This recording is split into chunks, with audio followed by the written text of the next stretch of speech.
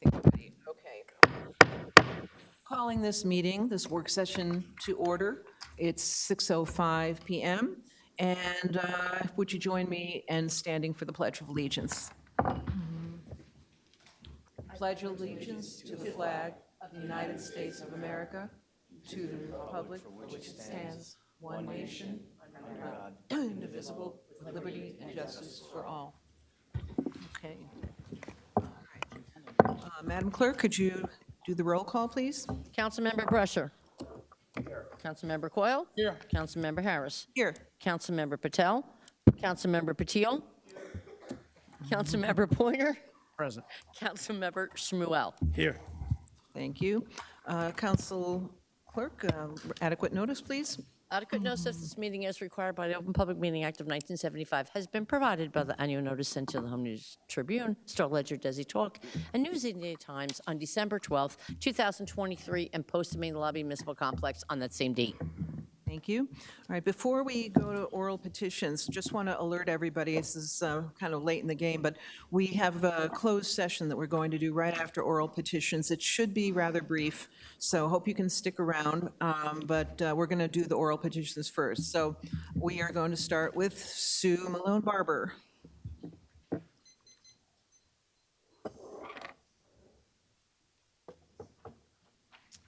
Sue Malone Barber, 85 Pleasant Avenue. You are recognized. Thank you. I was out of the country last month, but I stayed up until 2 a.m. to watch this council pass the Amboy Avenue ordinance that lowers the max building heights to 3.5 stories, 40 feet. I would like to acknowledge and thank Councilman Pointer for working hard to get the ordinance to a place where it was able to pass, and for calling me in England to give me a status update. We appreciate you, John. I would also like to thank Council President Patel, Council VP Harris, Councilman Brescher and Patil for their support on this ordinance and for voting yes to pass it. I would especially like to thank Vice President Harris, Councilman Brescher, and Councilman Patil, who have been unwavering in their support of the Clara Barton community's 8, almost 9-year struggle to get building heights lowered. We appreciate the three of you. This ordinance will hopefully prevent Amboy Avenue from becoming an urban canyon and protect the quality of life for residents with homes directly behind Amboy Avenue. I would also like to acknowledge the mayor who took time, and his team who took time for many meetings with us, and urge him and his administration to take steps to purchase the Stewart's lot, as the ordinance suggests. Part of a sound revitalization plan for Amboy Avenue should include green community space. This is expressly stated in the master plan, and it will enhance quality of life for the residents and people who visit the Amboy Avenue and the look and feel of our commercial corridor. And finally, I'd like to publicly thank all the Edison residents who supported Clara Barton with their public comments,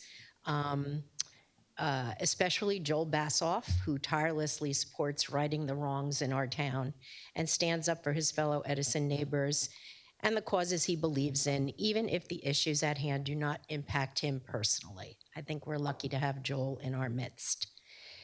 Now I'd like to comment on some of the points raised by council members before the ordinance passed. I agree that the ordinance does not address some really core problems regarding the revitalization of Amboy Avenue. Amboy Avenue needs a cohesive plan. Many of us still believe an anchor restaurant on the Jade Dynasty lot will go a long way in enticing people to come to Clara Barton. But my questions are, what attention is being paid to energizing this commercial corridor? How do we entice businesses to set up shop here? Where are we with establishing a redevelopment agency? I see there's something on the agenda tonight that can focus on Amboy Avenue and other redevelopment areas in Edison. I contend that Amboy Avenue is unique, as there are no redevelopment areas in Edison that encompass an entire commercial corridor.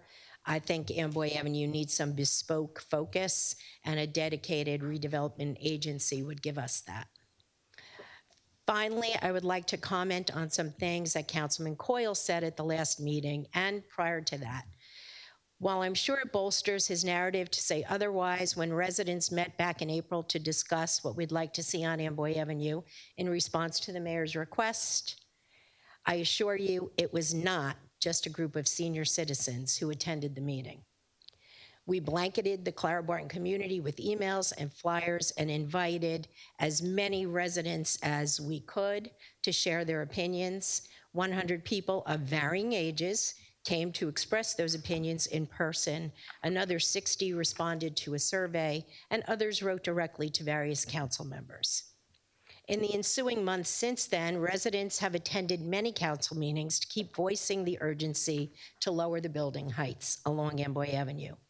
Business owners had the same opportunities as residents to express their opinions.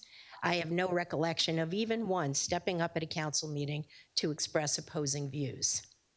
We are very appreciative of Councilman Coyle's meaningful attention to Amboy Avenue, but maybe once and for all, we can agree that he will stop insulting people over 50 in Clara Barton, and we can all move forward to make Amboy Avenue a place where people want to stop, shop, and eat. One final remark, I think we should remember that you can always count on seniors to vote. It might pay to be nicer to them. Thank you very much. Thank you, Sue. All right, next we have artificial intelligence.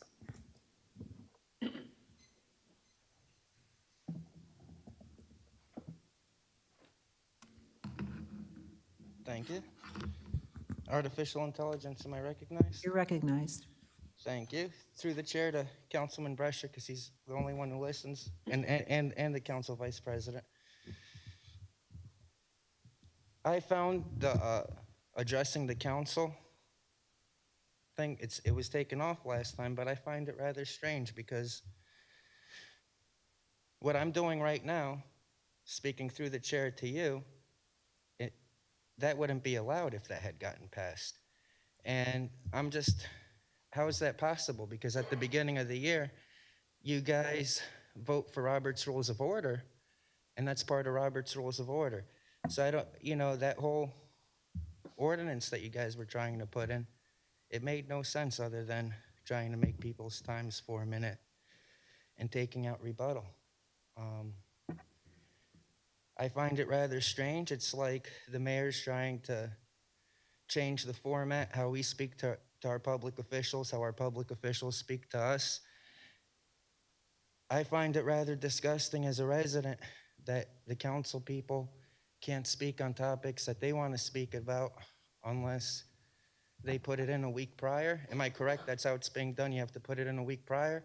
And the reason why I find that disgusting is because when Mayor Sam Joshi was a councilman, he would stand up there, speak on something for 20 minutes. Something he said would make no sense. The lawyer would say that's completely illegal, waste everyone's time. And now all the rights he enjoyed as a councilman, he wants to take those rights away from you guys. And, that's just an observation that I'm making. I don't know why you guys haven't made that observation yet. And I just find that completely disgusting. How much time do I have left, Marlena? 4 minutes. 4 minutes. I have 3 religions. Nowhere does it say you only have to have one religion. I'm a Christian. I'm Rastafari in the fact that I smoke weed. And also, I believe in the religion of anonymism. You guys always bully people, ask us what our names and address, even though it's a violation of Fourth Amendment right. But what I'm even more afraid of through the chair to Chief of Police is if you ever watch the Terminator movies, these artificial intelligence, you understand, in all these cameras, they're stealing all my points of identification on my face, and I didn't consent to that. So sometimes, whether for health reasons or for reasons, because that's what the law says. If you want privacy, you have to create your own privacy, and that's what I'm doing here. That's what I do here sometimes. And, sometimes I decide to put on the mask. Artificial intelligence, let me just stop your time. Okay. If you do choose to put the mask on, I'm okay with it. I would just ask that you speak very clearly and loudly into the microphone, okay? Absolutely. No, I was taking it off right away anyways to continue speaking. Proceed. Okay. Yeah, so And I just find it very disturbing, even after I let the council president know, hey, this is a part of my new religion. He just continued violating my First Amendment right. And I'm not okay with that. I think people mock me, whether, people say, hey, that's a religion I know or I don't know. It doesn't matter. I'm telling you that's my religion, and time after time it's getting violated. And I don't appreciate that. God bless America. And to the lawyer, through the chair to the lawyer, you guys never answer me when I ask questions about the mask, yet you answer other people. Part of when you answered another individual, you spoke about decorum. And you guys have a list of quote unquote decorum rules. Nothing in there says you have to wear a mask or what kind of mask you can wear. That's number one. So that's the council president using his perception again, abusing his authority. Nowhere does it say. Last time I got removed because I wouldn't put on a mask.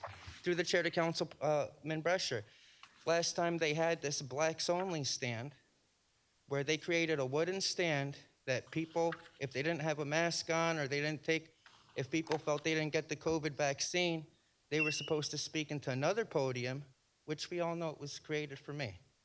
I call it the blacks only podium in this generation. So the fact that I'm being given such a hard time for wearing a mask and what mask I can wear, I think people are abusing their power and authority just to bully me, Councilman Brescher, because when COVID went on, people wore all types of masks. Speaker has 1 minute. People wore all types of masks. But that's neither here nor there. I wish you guys can answer me on the fact that Mayor Sam Joshi's changing the format on how we speak to our government officials. This is by law, the perfect time, place, and manner to address you guys. And when he takes away that, even 2 minutes, takes away that rebuttal, he takes away our time, our little bit of time we have throughout the year to speak with you guys and let you guys know, air our grievances to you. And I think that's very disrespectful. Stop catering to Mayor Sam Joshi's tyrannical ways. God bless America. Vote for Donald Trump. Okay? And this Kamala Harris, she's a lunatic. How much time do I have left? She went after people for smoking marijuana. She went after mothers, okay, who kept their children away from... Thank you. Council President, Yes, if I can just address his concern. of course. Crystal, well, your concern, I guess, about the 4 or 5 minutes, I guess we look at that a little differently. Our mayor puts on some great shows, and to me, that 4 to 5 minutes, that was one of the greatest shows. Because at that time, we had where we took police, and that was being paid with your tax dollars. Okay, that should have made front page news. But when you throw something out there that's so outrageous, like going from 6 minutes to 4 minutes and cutting the public time, the public becomes more concerned with that. And what I looked at, when that came up was that was just a distraction, to be quite honest with you. A distraction from taking the police to Chicago on vacation, which to me is a more important thing. And I think we should really focus on that. If the meetings get cut back, it's the voters' privilege to vote in new council people. So, that at the end of the day, everybody makes decisions and everybody has consequences with those decisions. So it's not that we don't pay attention, we did. Thank you, Council President. Thank you, Councilman Brescher. Moving on, Akhtar?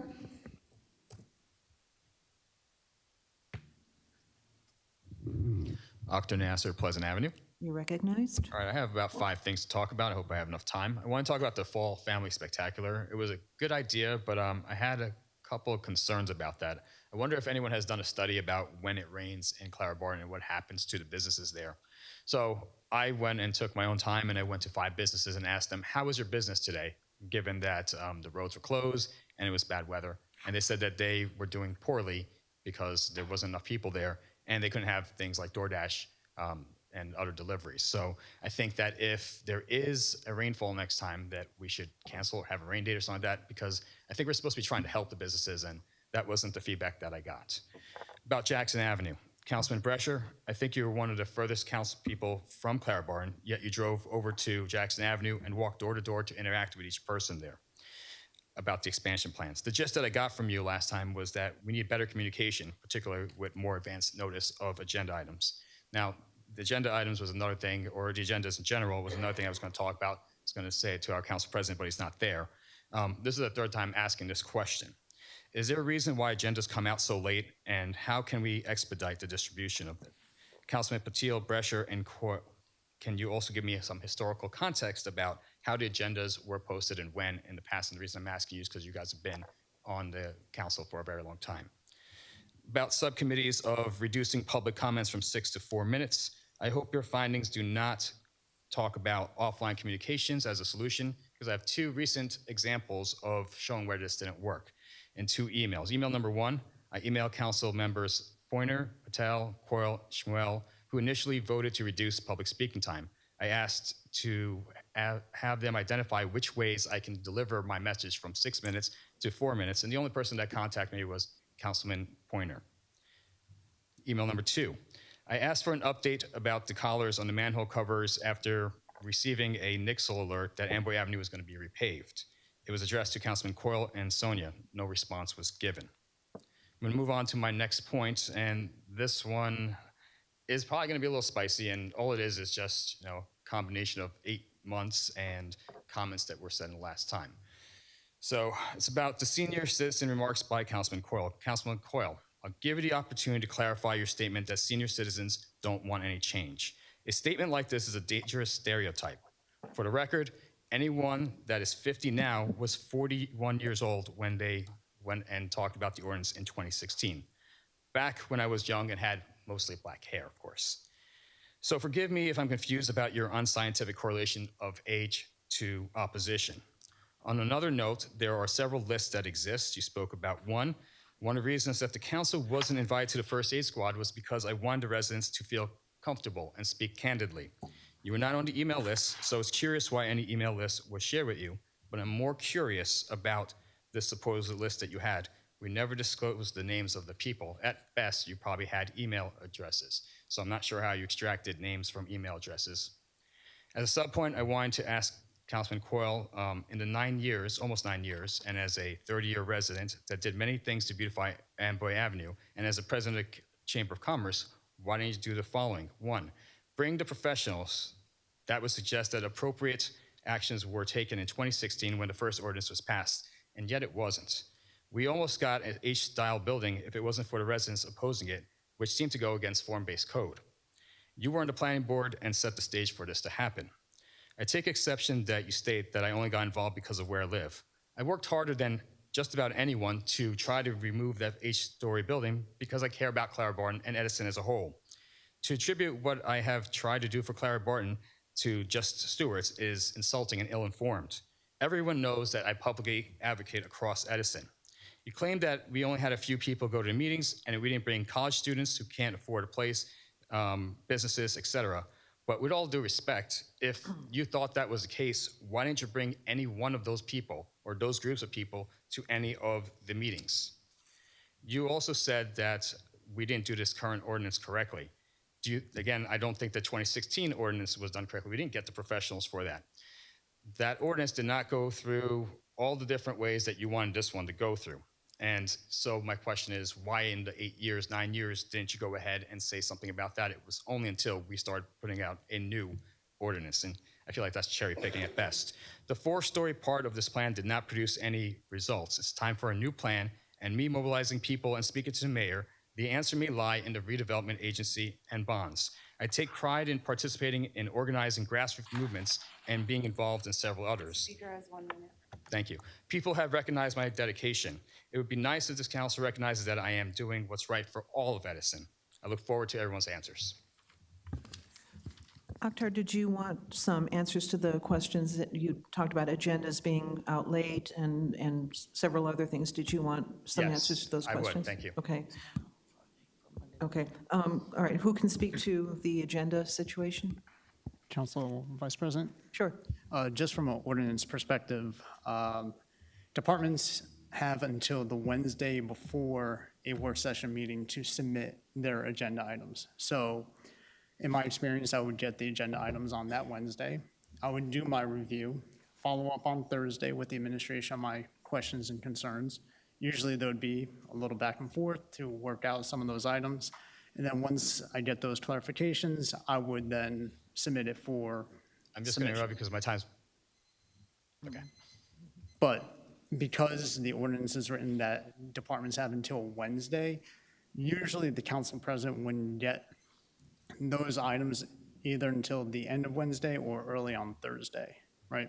One of the suggestions from the subcommittee was, hey, instead of Wednesday, why not Tuesday, right? Add in an additional day to make sure that the council president has time to review it and add in the additional time to get it out earlier. That would be the why, in my experience at least, why it came out when it came out. Thank you, Council Vice President. Thank you, Councilman Pointer. I think you had a question about the manhole covers as well. All right. Who can respond to Akhtar's concern about the manhole covers? Just on record, I don't have his email, so if you could re-forward it to me, that'd be great. Okay. Thank you. Thank you very much. Okay, we're off the list now. Anyone want to speak? Yes, sir.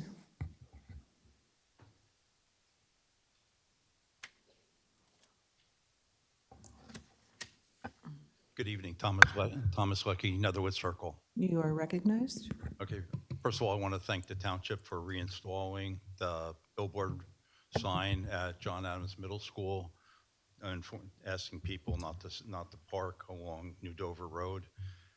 It only helps the school personnel, safety officers, and all having to direct traffic in and out of the parking lot, which is a bit crazy at times. So I want to thank for putting the sign up. Second topic, today I noticed that, I don't know if Inman Avenue falls under county or township jurisdiction, but today I noticed that at the intersections of Inman and Churchill, Inman and Wintergreen, Inman and Grove Avenue, they're redoing the, I guess the ADA compliant sidewalks. My understanding, they were done a little bit, I think they were done a few years ago. Now they're being redone. Just don't understand the logic of, having to re-spend money, along those lines.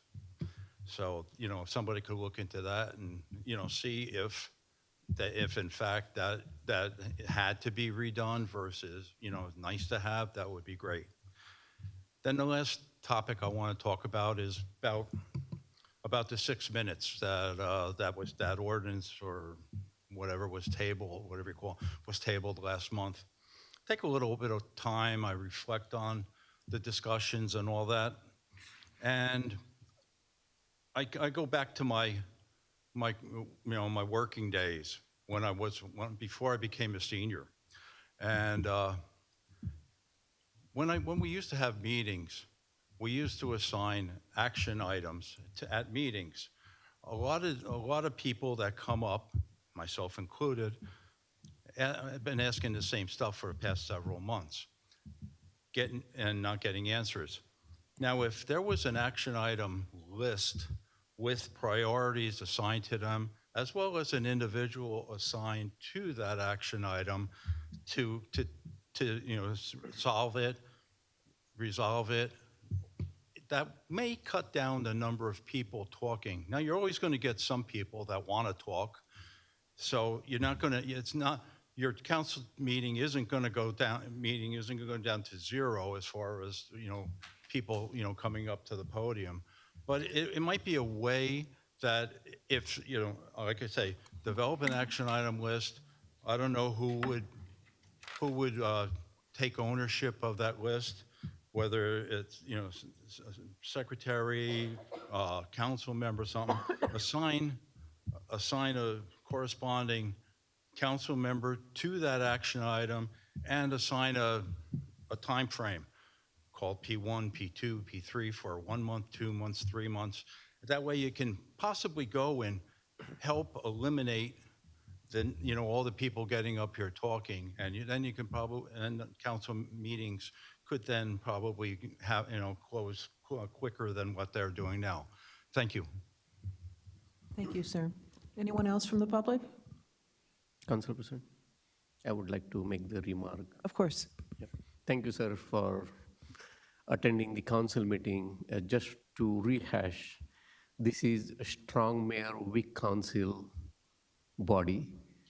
This council has no jurisdiction. In fact, when the resident is coming to the podium, they have very limited, I would say, the powers to enact on those action items. So if the mayor and the administration is doing their job, I don't think anyone will come here and speak to this council. As far as your action items are concerned, this is probably happening last couple of years.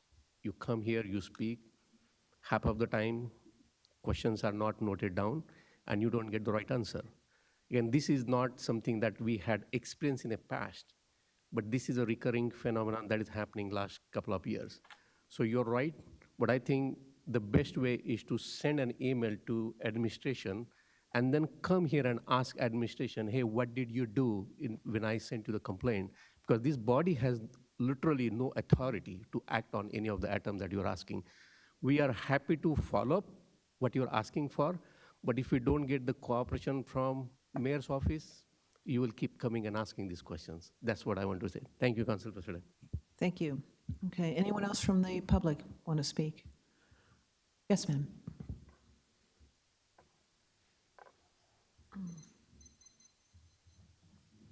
Mu Hua Yu from 210 Jackson Avenue.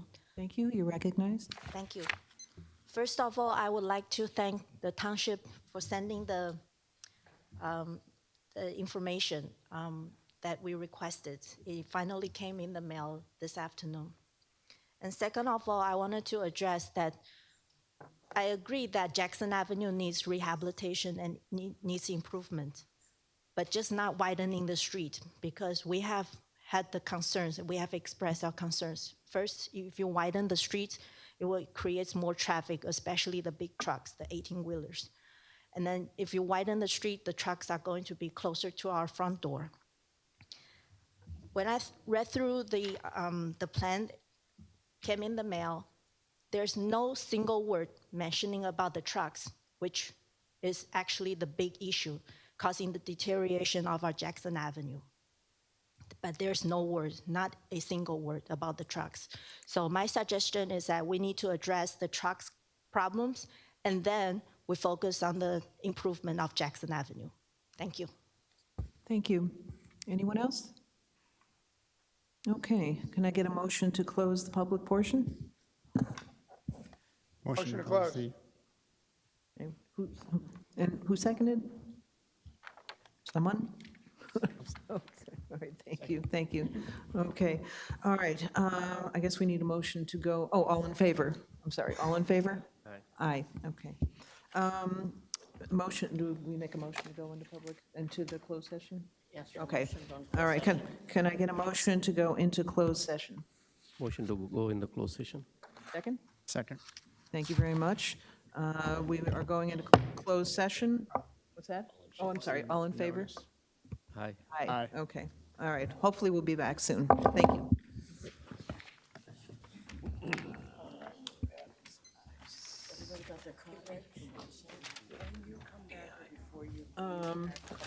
Is that, did you just, I had printed it out from what, Yes, you yeah, got it. okay, yeah, I printed it out. I think I brought copies anyway. Okay, okay. So when you come back, I'll be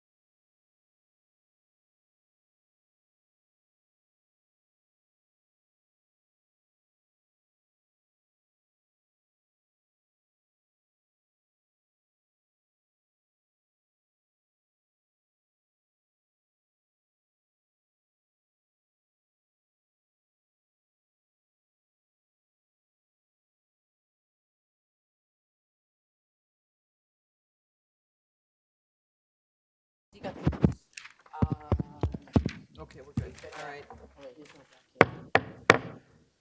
Can I get a motion to go back into session, a work session? Motion to reconvene? Second? Can I get a second? Councilman? Thank you. Okay. I didn't hear the second. That was second was Councilman Schmuel. Okay. Okay. Okay, we're going on to number 5, which is review of the minutes. Any comments on the work session of September 23rd or September 25th? Any comments? All right, seeing none. We go to reports from all council committees. I'm going to start from the left, my left this time. I'm going to start with Councilman Schmuel. Not at this time. Okay, Councilman Pointer. Thank you, Council Vice President. The subcommittee in regards to council rules and procedures, we are meeting on Wednesday. That would be it. Thank you. Thank you. Councilman Brescher. None at this time. None at this time, okay. And I don't know if Councilman Coyle has anything, but I've got, as usual, I've got some committees and commissions. If I can find them, that's not it. Where'd it go? I think I left, what's that? I'm so sorry. Oh, my gosh. Oh, my gosh. You- No worries, no you- worries. I recognize you, Councilman Teal. I'm so sorry. Yeah, Board of Ed liaison meeting is scheduled tomorrow at 11 a.m. Okay, that's it, thank you. Wait for Councilman Coyle to come back. Yeah, yeah.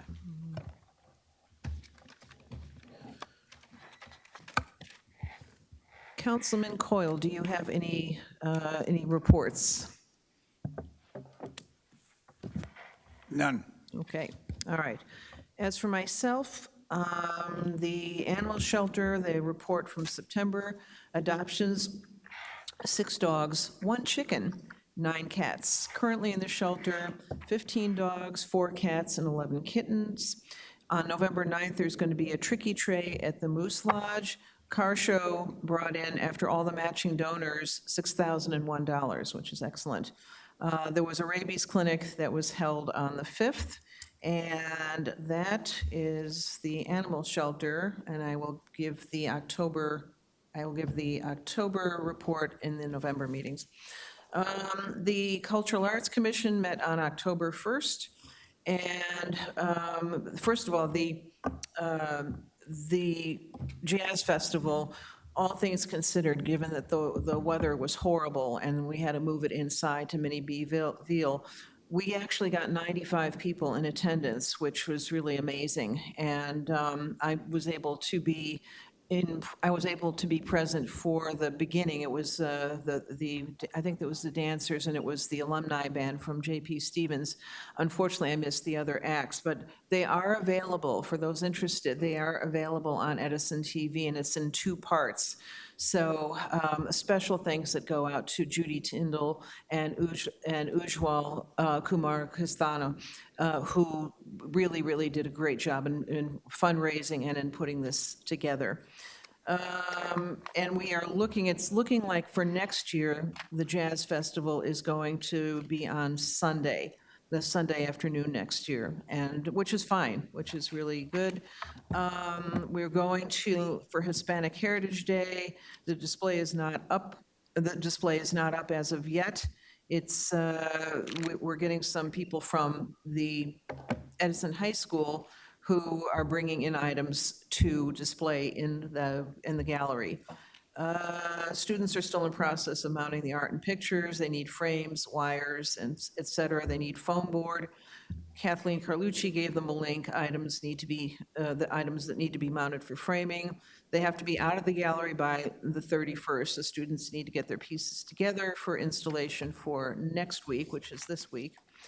There's going to be a domestic violence display November 1st with Bob Dudash and Andy Toth for a public safety display. Exhibit screening process administrator. This role is to oversee any applications admitted to the Cultural Arts Commission for exhibits in the gallery, 3rd floor gallery, and in the future Ferrante House. The administrator will review applications, make sure all correct information is supplied and dates comply with rules established. Tony Massaro would like to appoint Lois Tarr as the exhibit screening process administrator. The Cultural Arts Commission agreed to the appointment. As administrator, she can select one or two Cultural Arts Commission members to work with her.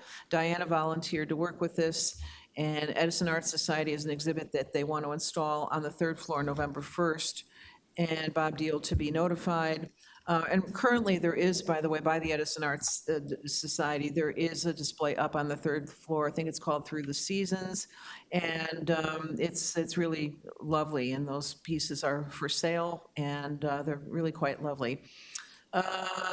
Let's see. We were looking to paint utility boxes, and we are waiting for someone to get back to us about through whom to go through in order to be able to do this. So many other towns have this, and I'm always impressed with that, and it's something that I notice because it really does add something to these towns, and I've seen this in so many other towns. So we need to find out, offhand, Sonia, do you have any idea who we would contact, through whom we get the permission to do painting of the utility boxes? Those are generally utility agreements we would have to work out. All right, so how would we go, how do we start that process going? I'll touch base with Mr. Burns about what we could essentially do if there's Okay. any agreements that what is the idea, I guess? Well, it would be getting whatever local artists to do paintings or murals that would be on those boxes. I'm sure you've seen in a lot of towns that they do that. Yes, so what you could do, one of the ways you could do that is through an RFP, and you could then receive proposals from artists. But the first thing I'd probably want to work out is if there are any utility agreements that we have to work legally on our end. Okay, can you? That's how I would do it, two ways. Okay, is- so can you check on that end of it? I'll follow up with Mr. Burns tomorrow. Great, okay, thank you very much. Let's see, I think the next meeting for the Cultural Arts Commission is November 12th. Human Relations Commission is meeting tomorrow, and Library Board is meeting on a week from Thursday, which is offhand, does anyone know the date of next Thursday? 9th, 10th, 11th, the 18th, I think it's the 18th. And those are my reports. Next Thursday, 17th. 17th, I'm sorry, the 17th. Okay, now we go to points of light. Anyone have any points of light to share? Okay, oh, Council Vice President, yes, I just want to recognize today, October 7th. It's been 1 year since Hamas attacked innocent civilians and took him hostages in Israel, and 97 of which are still being held captive. Some were killed, some were rescued. And it's a somber day for me and my family. It's a somber day for our community at large. It's a somber day, I think, for humanity. But what I'd like to recognize, and there's always a silver lining in every tragedy. The people of Edison, I'd like to recognize them and thank them, and appreciate them. Our mayor, the police department, this council. While what happened on October 7th brought on hate and anti-Semitism, Edison has been a safe haven for our community. It's been a place where we feel safe, where hate doesn't belong, and it's really attributed to everybody that I listed, the people of Edison, our mayor, our police department, our council. So I appreciate that, our community appreciates that, and I think our residents appreciate Edison being the safe place it is to live. Thank you, Council Vice President. Thank you, Councilman Shmuel. Councilman Coyle? Thank you, Council President. I just want to echo the sentiments of my council colleague, Asaf Shmuel, and thank the countless times our public safety was there for your community. And I know you've mentioned that a lot of times, how many times the chief and his patrol was always out there and available to help. And definitely a sad day on this year anniversary. Switching gears, Council President, I just wanted to mention a person who passed away. Anthony, the Edison Fire Department is mourning the loss of retired fire captain Tony Coletta Sr., who passed away peacefully at his home on October 3rd at the age of 87. Captain Coletta dedicated his life to serving his community both as a firefighter and as a veteran. Born and raised in Edison, Captain Coletta was a true local. He graduated from New Brunswick High School in 1956 and served his country in the U.S. Army from 1960 to 1962, including a tour duty in South Korea. He was awarded a Good Conduct Award, and he was a marksman medalist as well for his service. Thank you, Council President. Thank you. Some reminders, or for me, Yom Kippur begins on Friday, October 11th at sundown, and I want to wish all of our Jewish friends and neighbors a Shana Tova. The Recreation Department is hosting the Edison Township Harvest Fun Festival on Saturday, the 12th, from 1 to 4 p.m. at the Edison Light Tower. Unfortunately, this year, the Trail of Terror has been canceled. Township offices are closed on Monday, October 14th for Columbus Day, and I think it's also Indigenous Peoples' Day. And one last reminder, leaf bags are still being given out at 745 New Durham Road until November 2nd, Monday through Friday, 8:30 a.m. to 4:30 p.m., and Saturdays, 9 a.m. to 1 p.m. Okay. So on to number 8, which is from the Business Administrator. Any comments or questions? Okay, seeing none. Number 9 from the Department of Finance. Any questions or concerns? All right. Moving on to number 10 from the Department of Health. Any questions or comments? Question? Yes, Councilman Brescher. This year, we're increasing this by 25,000, correct? Yes. So we've already expended the 150 to date? Excuse me 1 second, let me pull that up.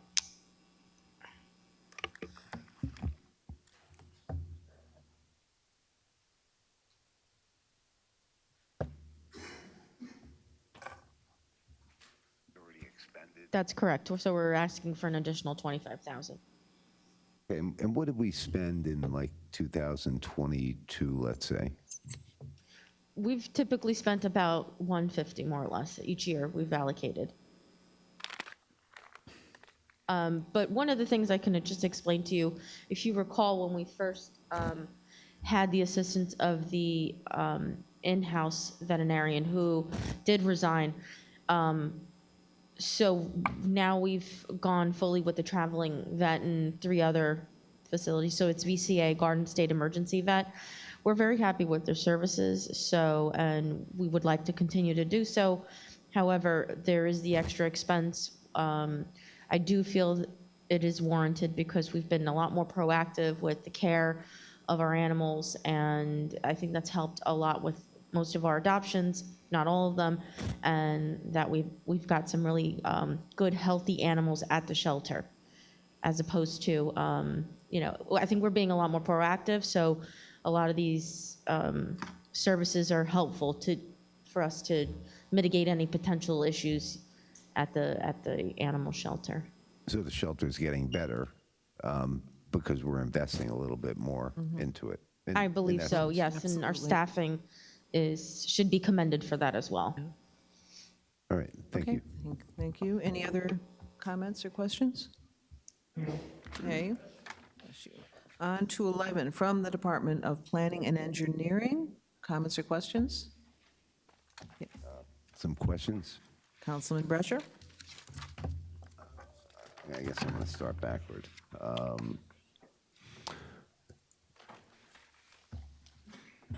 The G, for affordable housing, planning, and consulting services. This is coming out of what fund? The trust fund for affordable housing. Okay, and how much did we spend for this same service, let's say last year or 2022? I can get that to you tomorrow. Okay. F for the, no. F's okay. This is really for our paving program, right? F, I guess it was a concrete company. Road resurfacing program, yes. Yes, for 23. Okay, and can we just get a list of the roads that we're going to pave in that program? I believe I already provided that, but I can resend that to you. Okay. And then I guess this is the Jackson Avenue. The last meeting we talked about notifying the residents, and I guess we have one that received it in the mail today. That's A, but it doesn't change the fact that the people of Jackson Avenue, more than a majority of them, like 80% of them, didn't want the road widened. So why would we be doing the grant and going down that road without so- having their input? Council President, just from a procedural standpoint, it was tabled, that's why it's on here. However, the letter states that there is a meeting on October 15th. So certainly, however, the council would like to motion that, but that was the letter advising residents of this meeting on the 15th, next week. Okay. So we should accept the grant before we find out that the residents don't want it? That's up to you guys. Reason So procedurally, last time, it was only put off until October 9th so that that notification could be put together, sent out, residents could be made aware of it. So because it was tabled until this week, it's going to show up on this agenda. Doesn't mean that it has to be voted for. You can make the determination, table it again, take it off the agenda entirely. Any of that can happen. But because of how it was handled at the last meeting, it has to show up on this agenda, at least for the work session, until a determination is made how you guys want to proceed.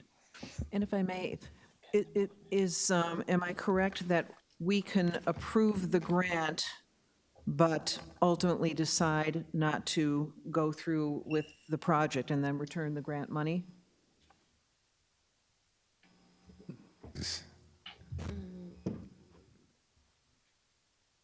I don't think so. I would, That's something you're just going to have to look into the Yeah. terms of the grant itself before you Right. can answer that question. I don't have the grant in front of me, so I can't tell you yes or no. Oftentimes, once you accept it, you've got to find a use for it under the terms of the grant, because their budgeting process, they're essentially putting out the money impacts where they can put other money. So they make requirements on the township And- as a condition of accepting the grant. So it has to be looked at before she can answer that question. the other thing is too, I don't think it would be a good idea to accept a grant, take the money in and not spend it, because what happens is when we go and apply for other grants, it would look, we probably wouldn't look very appealing to someone to get money for something we don't spend money on. So I think I would say that if you want to table this, that may be what you may want to do until the meeting happens next week. But have we not, in the past, accepted grant money that we wound up not using, and then we wound up refunding the grant? Not intentionally, but given the scenario of this, that there's concerns about the proposed plan, I probably would recommend that to wait until you formally accept it from hear from the residents first, is what I'm saying. I don't want to accept the money and then not spend it, because next time we go apply for a grant, we may not get it because we're not spending it in the manner in which we've requested it. Okay, any other questions or comments about this? Councilman Patil? Council President, on the grant, we have done in the past, we did accept and we didn't spend, we ended up going, giving back. But that's not the good trend, and I agree with you, we should table it until we firm up the decision whether to accept or not, because it will not look good from the future grant application standpoint of view. The question on F, there are 3 contracts, $2 million. I know you did share the list of the roads to be paved, but my question is, I believe we have somewhere $6 million, $5.5, $6 million that's budgeted for the paving program. So do we know the schedule of the rest of the road resurfacing program? Are you referring to 24, 23, 23? yeah. Okay, Brian, if you wouldn't mind. Because this 2 million is not the complete amount that was budgeted. No, that's contract 3, if you noticed. Correct. So we've split the road resurfacing project into 3 contracts. Understood, but what is the net contract that we are awarding as of today or this Wednesday, the coming Wednesday? Roughly 5.5 million, but let me double check that and get the answer to administration for you for tomorrow morning. Perfect, that's perfectly fine. So this will be the last contract that will be for this year's 2023 road paving The program? 2023 funds, yes. Okay, thank you. You're welcome. Councilman Pointer? Thank you, Council Vice President Brian. If I could just, Steve, for the business administrator, of course. In regards to the Jackson Avenue project, I just want to make sure I'm understanding the full scope. Obviously, the main issue at hand with residents is the widening of the road. If the project goes through, are all of the curbs going to be replaced as well? And what would occur in regards to the aprons for the residents' driveways? So for the length of Jackson Avenue from roughly the first residential home behind the restaurant, behind the Montessori school, I believe that is, we are going to be installing all new curbs, because at that point back, we're not going to be affecting anything with the signal. That's going to be all new curbs, all new aprons back to the greenway. So it would be on both sides then? On both sides of the street, yes. All right. In regards to like the logistics from scheduling, do you have any idea how long the project may take? Really, it depends on the contractor. I would probably put this out for a 60-day contract period, just so they can, 1, work around school schedule, but 2, also so they can stage it and still keep Jackson Ave open. If I were to shorten it, I'd be concerned that they'd have to close Jackson Avenue during working hours, which would not be ideal. Okay. That would be it, Council Vice President. Thank you. Thank you. Any other comments or questions on 11? Okay, seeing none. Number 12 from the Department of Public Works, comments or questions? Councilman Brescher. Yes. Rock salt, $10,000. I guess this is just an increase to the rock salt that we already purchased. Yes. What does that $10,000 really mean? Like, how much rock salt did we purchase? Council President, may I have Mr. Porio come up to the mic? Yes, please. Thank you. I know, yeah.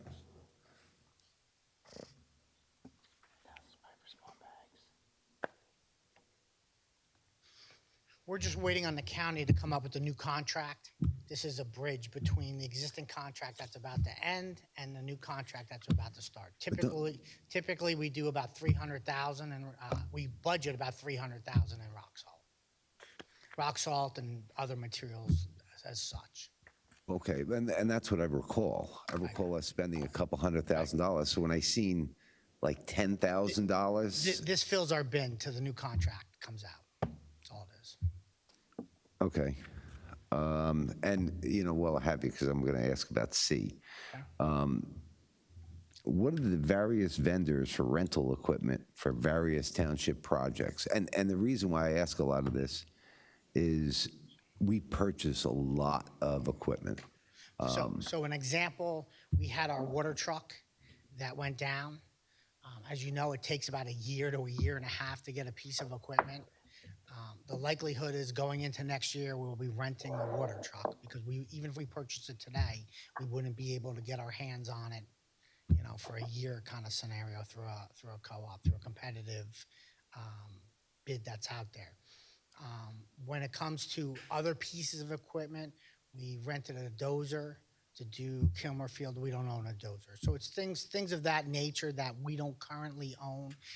I would call it more of the specialty. A scissor lift we rented to when we power washed all the buildings as We well don't, too. we don't own a scissor We don't own a lift? scissor lift, no. We rented it. Something that we're looking at buying, but there were other priorities at the time. Okay, all right, thank you. Any other question? None. Moving to the Department of Recreation. Any question from A to D? Councilman? Okay. Probably going to be the same thing. In regards to item D, I was under the impression we were re-looking at those numbers and the fund. Can I get an update as to why? We are, however, this time of year, we usually fund the youth leagues, and they were expected to get the funding.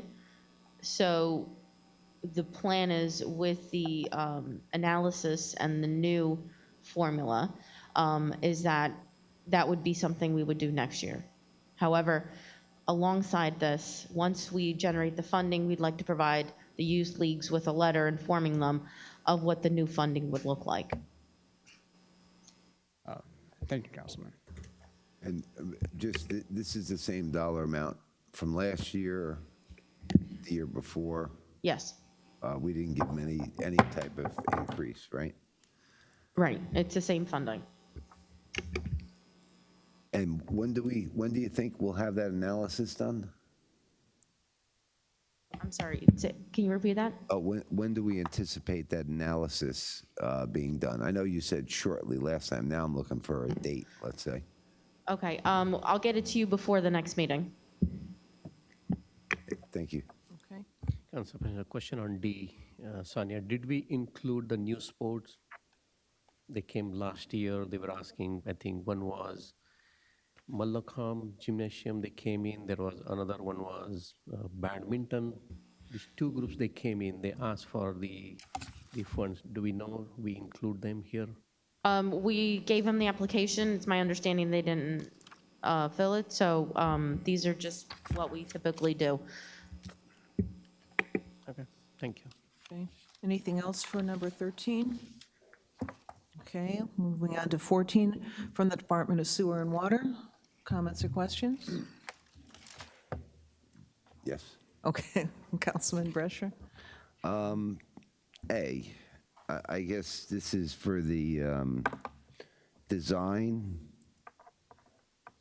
for the Tingley Lane Sanitary Pump Station.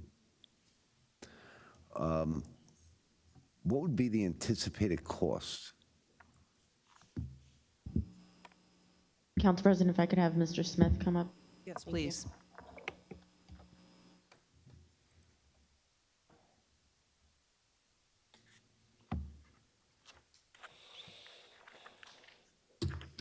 I don't have a cost yet until we do some of the design work and we tell them what we're looking for specifically in the design and when they take a look at it as well. But this is part of the ACO. I get that. Can we get a list of every pump station we went to redo, what their engineering costs were from, over the last, let's say, 5 years, since you've been here?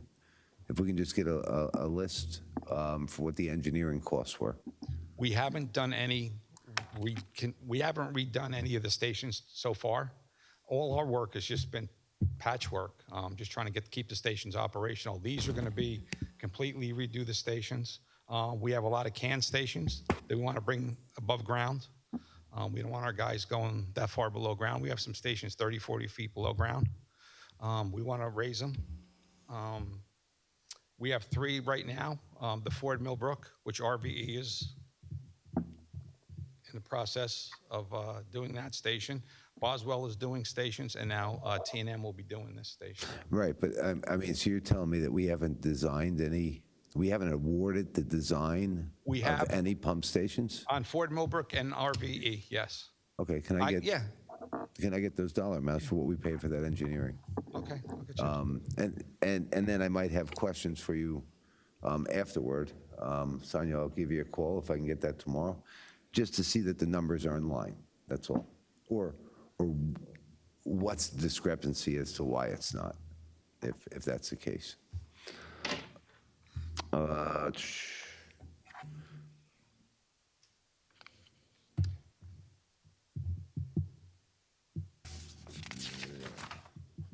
That would be it. Okay, thank you. Anyone else for number 14? Council Vice President? Yes. If I Councilman Coyle. can ask Mr. Smith, in regards to item E, the gravity sewer inspection, how many phases are there in total? I forget. There should be 3. We've done the first one was the flow study. This will be basically the second phase where we're actually going in and TVing the collection system. And that is part of the requirement in the ACO, and we are far behind on that time frame they've given us. I was more asking because I would expect phase 2 and phase 3 to be before us. This will be Near- phase near- 1 of that. We have to do the force and the gravity system. Thank you. And then just a general comment in regards to item G, that is the McGinnis Road and Poplar Street water main replacements. I'm happy to see that it's on here, presuming to move forward. Happy that it came in significantly under the estimated costs. And for anyone that has seen the water that goes to some of the houses there, this is absolutely needed. So I'm very happy to see that on the agenda. Thank you, Council Vice President. Okay. Anyone else? All right. 15 from the Chief of Police. Council President. Councilman Brescher. Yes, $120,000. And what are we doing with that? It's for Ford collision and repairs, right? Sure, I'll have the chief explain. What the change order, though, is for 23,000. So it's in addition to. Right, I'm wondering what we're, like if we get in, listen, I understand, right? They could be pursuing someone and get into an accident, right? So we got to repair the vehicles. And that's not through insurance or anything like that? It is, part of it is insured, obviously is insured, but the issue here is that the newer vehicles and the pricing of the material increased. So that's driven into this change order. All right, so can I get a list of everything that we spent to get repairs from the Ford dealer? Whether it's painting, bumpers, whatever it is, they give you a breakdown. Sure. It's also part of the agenda, the backup that explains, That's in that package? yes. Okay, so I'll have in there how many bumpers, how many paint jobs we did, all of that? It'll have the budgeted amount and what we're increasing it to. But you're, So the original budget was, let's say, $100,000. We're going to increase it a little higher now. it was 90. Right. So what I'm saying is, what did we spend the $90,000 on? That's all. We'll Was get it a, 5 paint jobs and 3 bumpers, that type of thing? I'm Yeah. just looking to see what we purchased from the dealer in collisions, that's all. okay, we'll have finance provide a breakdown of the expenditure report for that budget item. Yes, perfect, thank you. Okay, anyone else? Number 15? Okay. 16 from the Township Clerk. We are actually removing A. Instead, we're going to be forming a subcommittee to study this further. So for B through E, any comments or questions? Okay. Seeing none, we go to, from the council member to the planning board. Thank you, Council Vice President. The next meeting is next Tuesday, October 15th, 7 PM here at Council Chambers. Okay. Thank you, Council Vice President. Thank you. Unfinished business ordinances for further consideration, public hearing, and final adoption. So what do we have here? We have just the one, 02235-2024. Any comments or questions? Council Vice President. Councilman Pointer. I know I shared with yourself a image of a neighbor of mine that actually put up these lights. Granted, it's on the first story, so this ordinance would not it wouldn't affect them. However, the type of light that is used was not recessed. It was strung up underneath. So I appreciate the council in accepting that modification to the ordinance. Thank you, Council Vice President. Anyone else? Any other questions or comments on the ordinance? Okay, very good. We move on to discussion items, and I'm going to once again go left to right this time, starting with Councilman Pointer. Thank you, Council President, or Council Vice President. I apologize. I'm underprepared because I'm not used to left to right. Okay. The first item I want to talk about is just area need of rehabilitation in general. This is a tool that I personally believe that the township does not utilize to its utmost potential. Other townships which have actually utilized this tool for the entirety of their township include Woodbridge and Westfield, where they actually designated the entire township as an area in need of rehabilitation. This designation is to encourage the renovation and reconstruction of existing structures, eliminate substandard structural or housing conditions, and arrest the deterioration of the area, and potentially offer tax abatements on improvements for a period of up to 5 years to incentivize rehabilitation. I do want to state that this is different than an area in need of redevelopment because of the guidelines which need to be met. An area may be determined to be in need of rehabilitation if A, more than half of the housing stock in a delineated area is at least 50 years old. If you look at the master plan, 42.1% of Edison's housing stock was built from 1969 prior. So that means that we are almost at 50% to meet designating the entire township as an area in need of rehabilitation. The balance needed for 50% would be approximately 3,000 units. And while I do not think the amount from 1970 to 1974 will satisfy it, it is possible.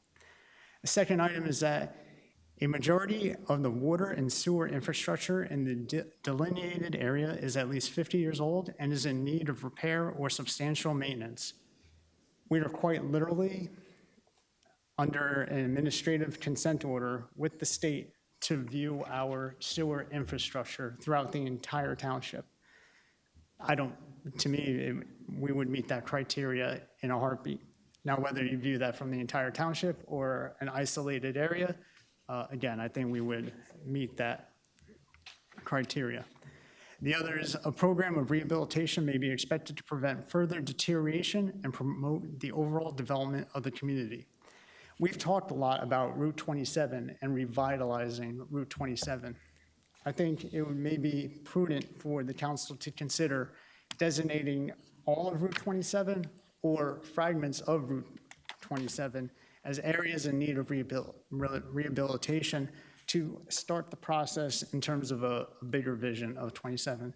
You can also look at other areas such as Woodbridge Avenue, where the Resigliano sign from 2013 is still up at that complex. So my ask to the council and to the administration is to consider utilizing this tool more to promote improvements to the commerce and the residential areas around the township. The second item, and I provided additional information to my colleagues, is in regards to industrial area zoning.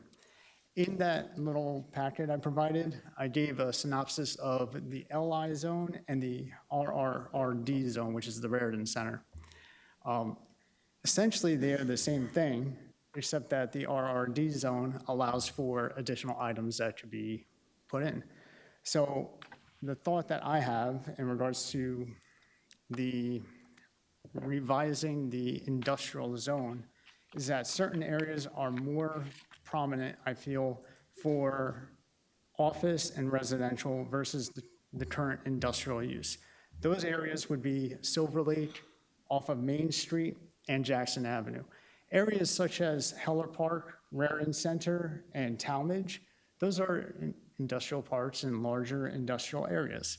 So it would make sense to have those featured for like your warehouses and your industrial. But the fact is that our zoning dates back to 20 years ago. So those adjustments that may be, that have not happened, and the environment has changed to different uses in the surrounding area, I think that we should make those zones, update those zones to be more conducive to the surrounding areas. I have an item in regards to initiatives of consideration. I'm interested in seeing more like Wayfair signs around the township.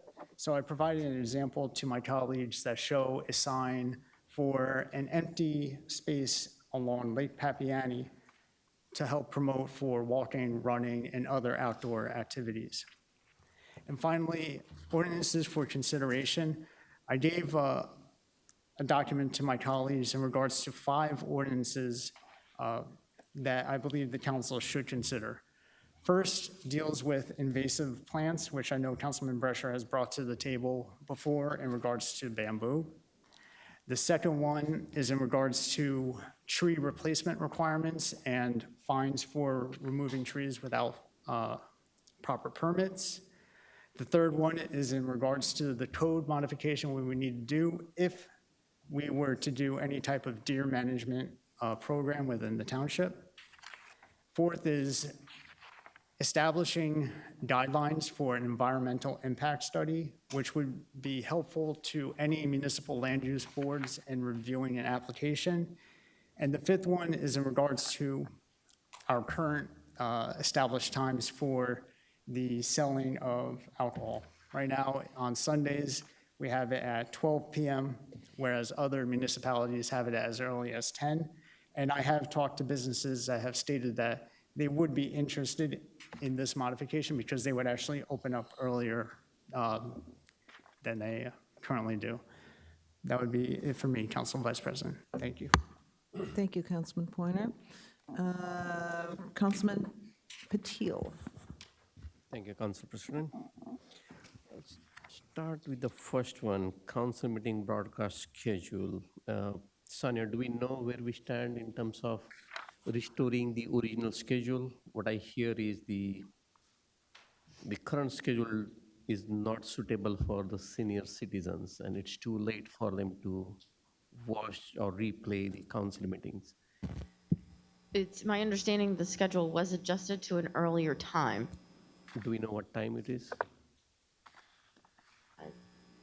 You can tell me on. I can tell you, yeah, but I know that it was moved up, If you can let me know. or back, rather. Okay, if you can let me know by tomorrow or Wednesday, that's perfectly fine, or you can email it to me. Thank you. Council meeting on Zoom. During the COVID time, we did enable the Zoom call. I do understand, being a technology person, there are challenges in terms of controlling the sentiment of the viewers. But I think, we did a good job in moderating those council meetings and having those questions answered by this council and by the administration. Just remember, there is a silent majority that's watching these council meetings. And I think for the sake of democracy and the transparency, we need to not everyone can come to this council meeting, especially during the weekdays. The ask is, can we enable the Zoom meeting for the residents?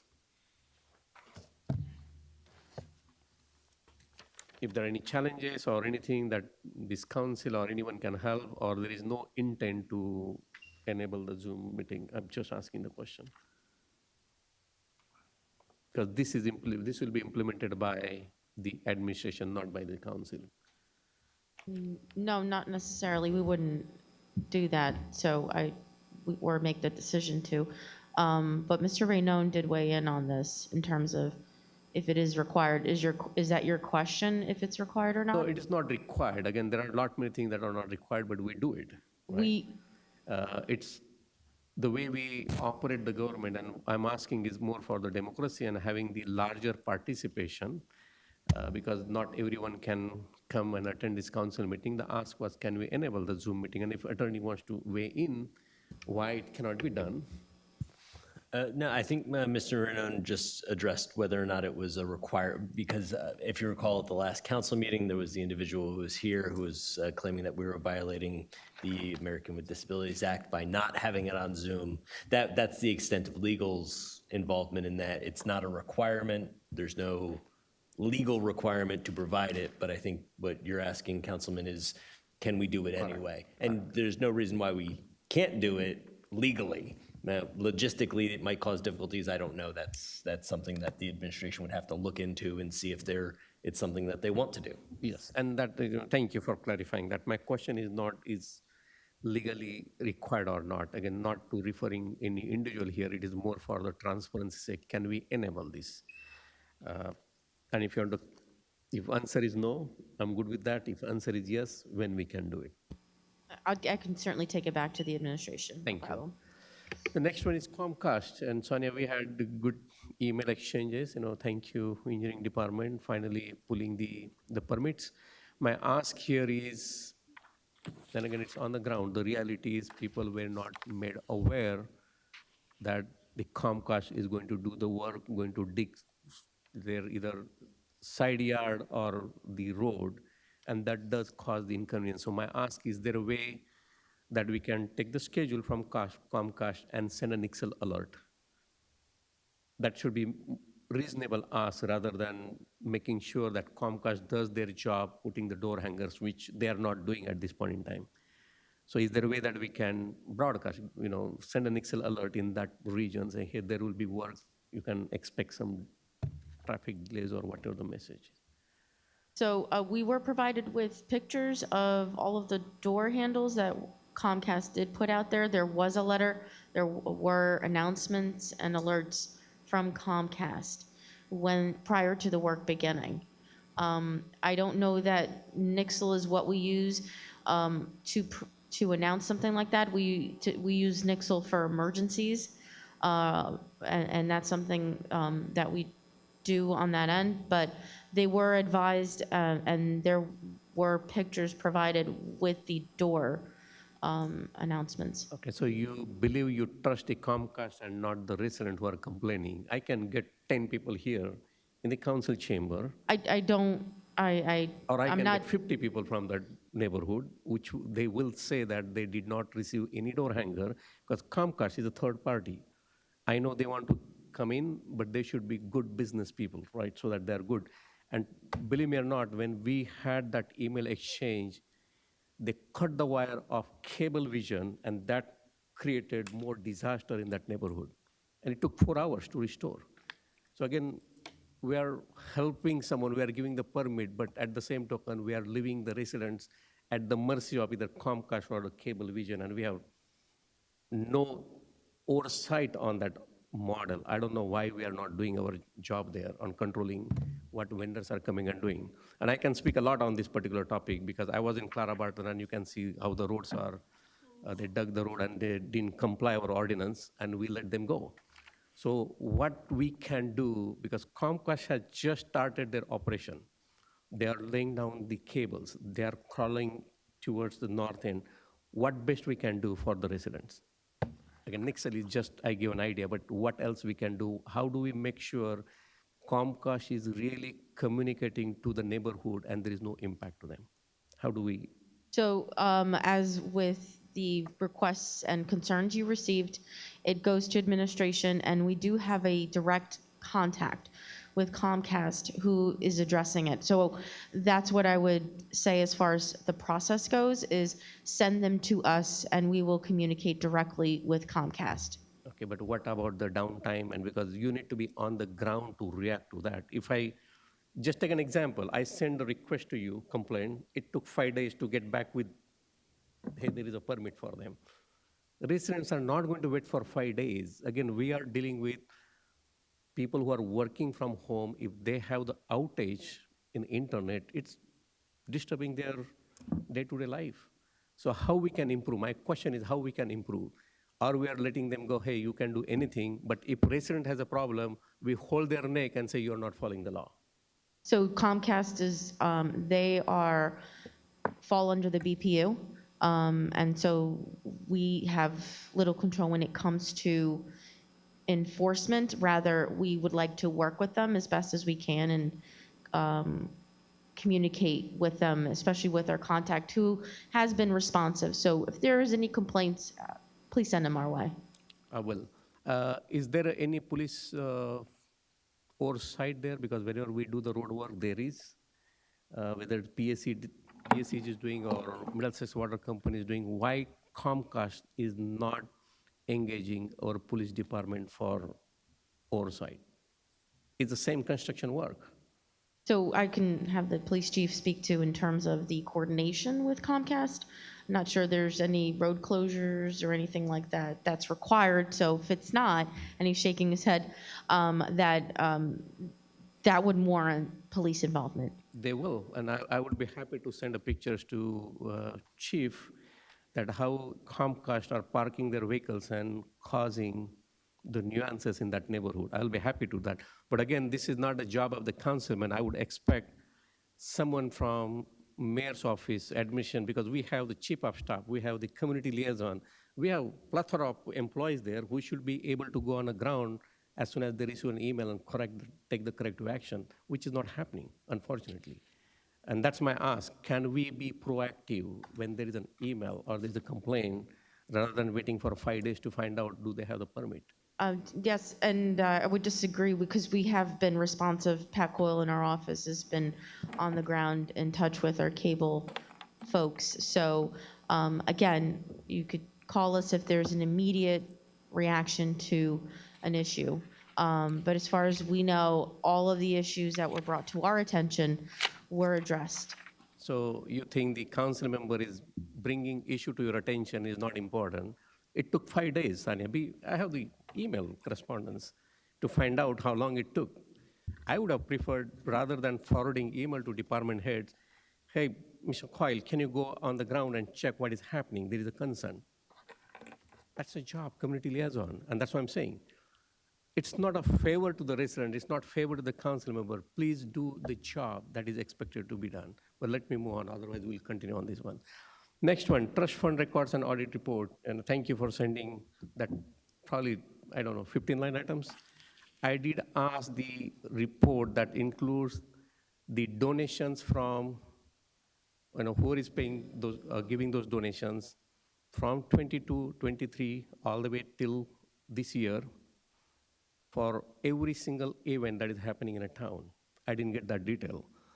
And I know this audit report, that will become a questionable, and I spoke to Kane, but I will not say more on that. I'm going to send an email giving a very specific ask, and that's exactly the reason, Sonia, I did ask, do you want me to send an Excel format so that you can fill the information? But you said you have a good handle of it, but I'm disappointed. I didn't get the information that I was looking for, but happy to send that question back with what I'm looking for, and hopefully, by next council meeting, I'm not saying tomorrow or by Wednesday, but by next council meeting, you'll be able to provide that information. Next one, the mayor communication mailing expense details. I did share the one letter to the entire council. I didn't get any comment from any council member. I did even ask Sania last time, can I get the details on where this particular line item from the mayor's mailing, whether it's a printing, postage, or anything that details out anywhere, either in the budget or anywhere. But I need the detailed report as of last 2.5 years, where mayor is spending the money. So I did send that report to you. That report was for Couple weeks only ago. $5,000 for another company, And- that PR and- company. In the invoicing, it describes what the communication It only was. says $5,000 monthly charge or whatever. That doesn't tell me what communication went out, when it went out, what was the printing charge, what is the postage charge or anything of that. Same thing as Councilman Brescher was asking. Don't tell me I spent this much. Tell me where you spent, and I'm asking exactly the same thing. How many letters were sent? I need the copies of those letters. What was the printing cost and what is the mailing cost? That's what I'm asking. It's for the transparency. And again, take your time. In next 2 weeks, please provide those details. I'll resend what I sent you. Mayor's security expense details. Again, this will be question to, I will say process. I will not go into DNC matter, but this is something I was not hoping to speak, but I was really disgusted and disappointed the way mayor is treating the police officer. So this question is to our chief. I was at the JP Stevens band event. A police officer, thank you, Mr. Jason Cheng. You're a wonderful guy. Standing in a rain for 2.5 hours. There is something called the humanity and treating people with respect, even though they are for your security. I don't know why security is needed. That's a whole different question. But why can't mayor treat our police department personnel with respect and dignity? So, Chief, have you, again, I know that no one is going to complain because mayor is an executive. He's misusing his power to deploy the resource in very bad manner, and I use the word humanity and respect. How would you react, Chief, or do you know about this incident? Council Vice President, through the chair, I don't exactly understand what you're saying. As far as the mayor is concerned with, is there a specific incident that occurred? Yes, it is the incident. It was at the JP Stevens, there was an event, JP Stevens band prize distribution. Police officer was standing in rain for 2.5 hours with no umbrella. Okay, I'm not aware of it, but I can certainly look into it and get back to you, of course. Again, that's what I use the word, are we treating our police officer with respect and with humanity? Because of course, no employee should be treated as a slave. I got offended, by the way. Yeah, I appreciate that. I'm not aware of it, but I certainly will look into it. And, Thank you, sir. Certainly appreciate it, of course. Yep, and I'll look for the answer by the next council meeting. All right, very good. Thank you. Thank you, sir. Of course. Township lawsuits from year 2022. Again, this has brought up many times, never got a list. We hear the lawsuit via Facebook or through WhatsApp. Again, the question is to attorney. Is there a way that, again, I'm not going to discuss any lawsuit, but is there a way that you can present with the list of all the lawsuits from year 22 as of today on the township? I can certainly discuss that with the director of law and see what we can pull together. Absolutely. I don't have any issue with that. And I don't need the details, by the way. I don't need any details. You just want a listing of the publicly filed lawsuits, which I shouldn't have a problem with, but like I said, I'll discuss it with the director of law and see what I can get you. Maybe not by Wednesday, but that's fine. 2 weeks. Yeah, that's okay. Thank you. I appreciate that. The last one, Kilmer Park soil transport report. Sonia, thank you for sending the report. You sent it twice, but my question is very different here. If you look at the Papiani Park project, it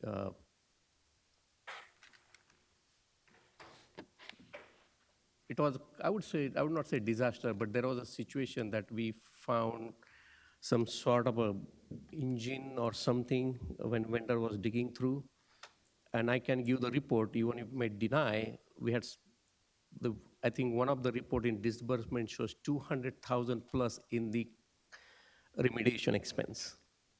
My question is, while that digging was happening, the soil was shipped to the Kilmer Park. It didn't like you piled up and then you shipped it. It was as the vendor was digging the soil, it was going back. Again, I know you are shaking the head here. I'm asking the report of the transportation when the truck went by date while this Papiani Park turf field project was happening. Because there is a potential, and even if you read the report very carefully, there is a second line, it does say that they do recognize the contamination. There are two parts there. So my ask is very simple. I'm not just looking for the report, but I'm looking for the transport report, because by law, you're supposed to test the soil after so many trucks. And I need not just the blanket report, but the mentioning from where the sample was picked and what was tested. So I will be happy to go back to the lab and validate that. So, Council Vice President, if I may, I've sent every report. I also resent another letter that we sent back in '23 to you from our engineering confirming that all of this was fine to transfer, so forth and so on. I don't know what else it is that you're looking for, because everything was done in a proper manner.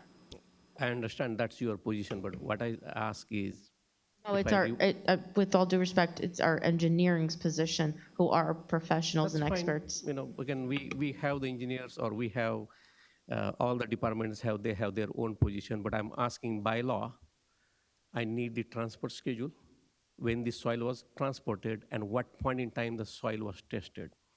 Again, it's not one time. I think, there are 5 trucks or 10 trucks. You will have the time and stamp when the soil was transported and when the sample was taken.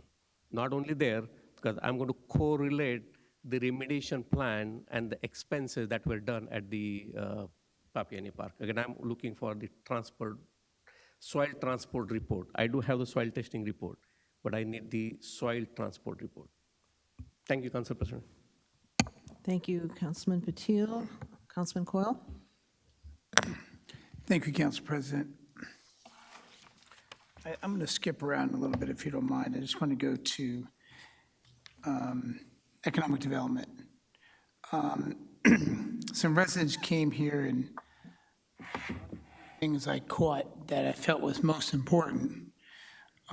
Many things I disagreed with, but a cohesive plan of marketing for downtown Clara Barton is important. I think that was probably the greatest takeaway I got from that was a cohesive marketing plan. Are we close to getting an economic development person? How are we doing with that? No, we are not. Is there any opportunity to allocate funds to have a consultant or someone work with us to do? And here's my point, real quick, and you don't have to give me a fast answer, because it could be a fast answer, Sonia, is that in between the time some residents came here, the few that came here, who speak for everyone, they claim, we lost 2 stores on Amboy Avenue to become service stores. And the biggest problem is going to be in any downtown is service for specialty stores and restaurants. And when you look at Amboy Avenue, we're pretty much tilting towards service.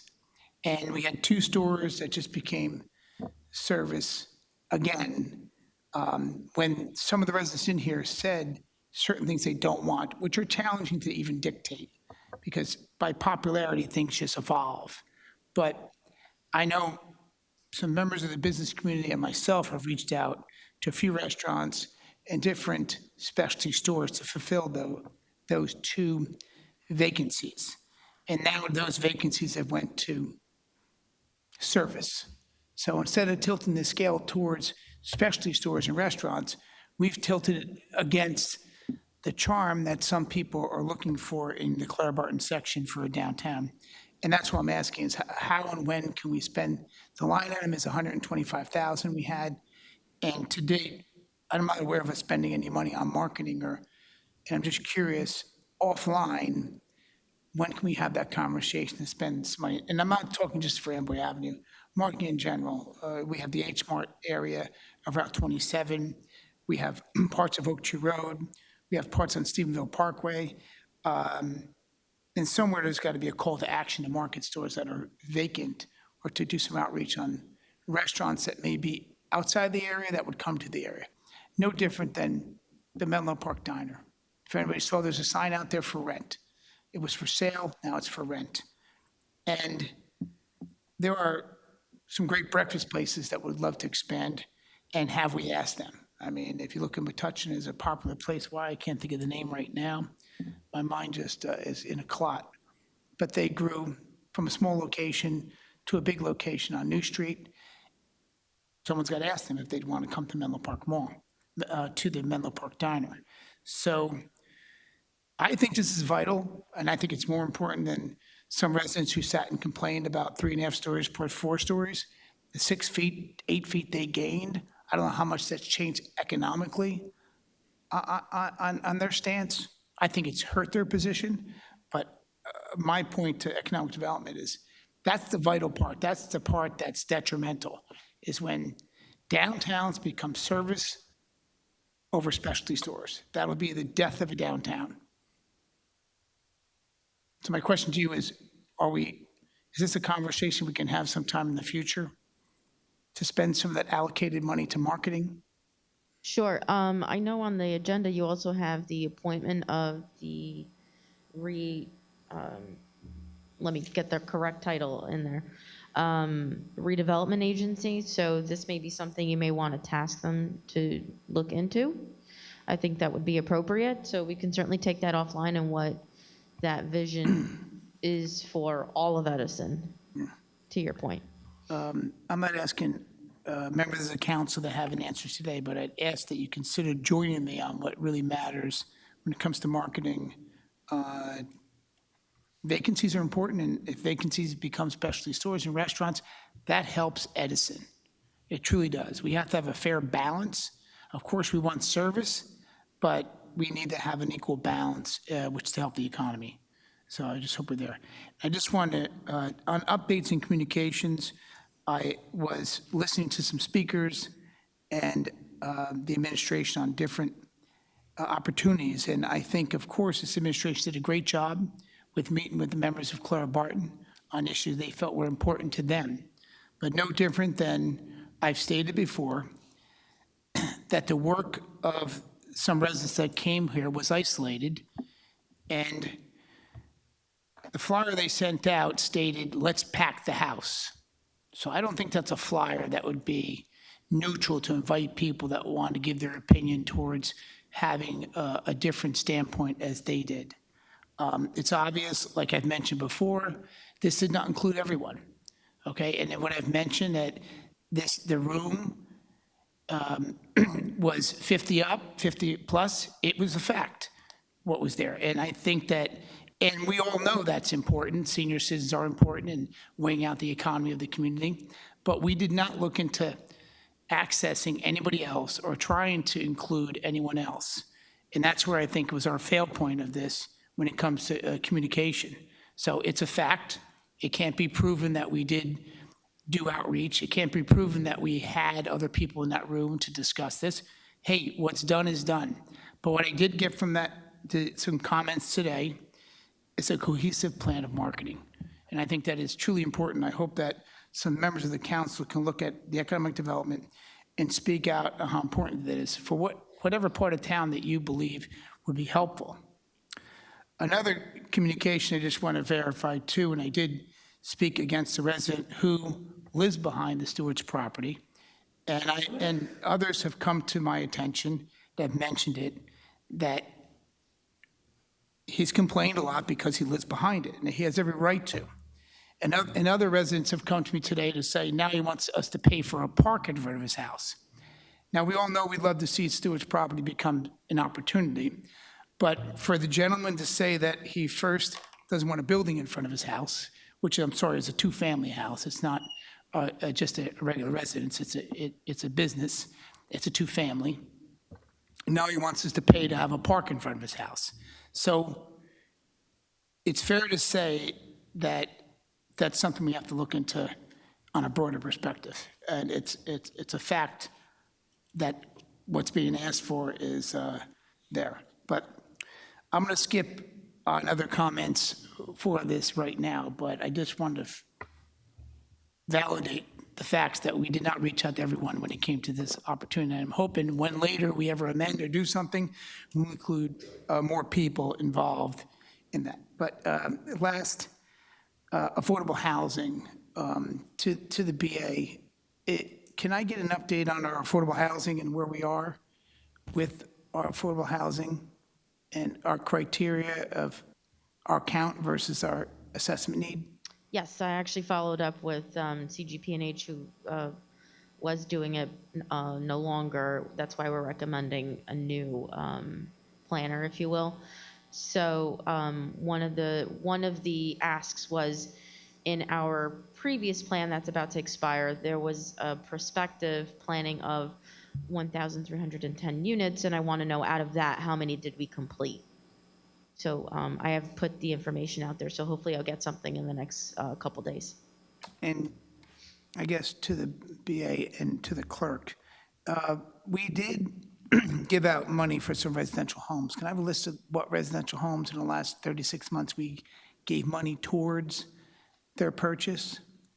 Sure, we can get that for you. Because that's all. And, okay, all right, friend, that's good.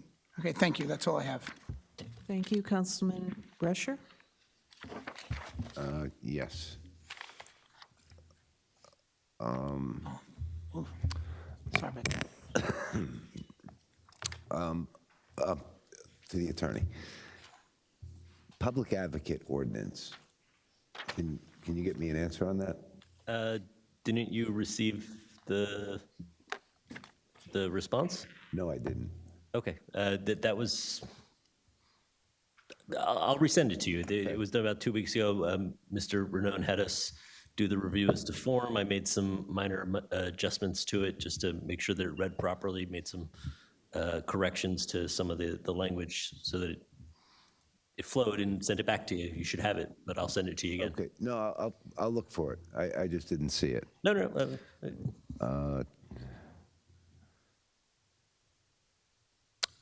Overtime. Sonia, can I get what overtime we might have spent when the mayor went on the vacation with the policeman in Chicago? Sure, I sent that to you immediately after last meeting.